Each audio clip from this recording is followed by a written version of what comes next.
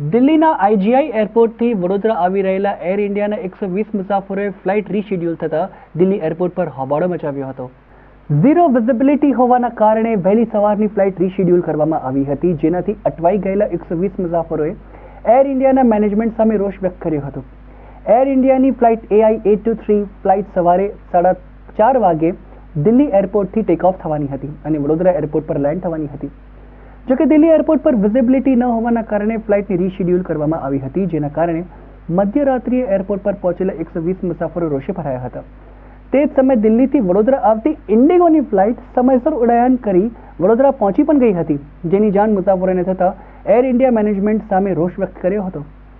વિઝિબિલિટીના બહાને flight reschedule કરાઈ તો ઇન્ડિગોની ફ્લાઇટે કેવી રીતે ઉડાન ભર્યું તેવા વેધક પ્રશ્નો એર ઇન્ડિયા મેનેજમેન્ટને પૂછવામાં આવ્યા હતા.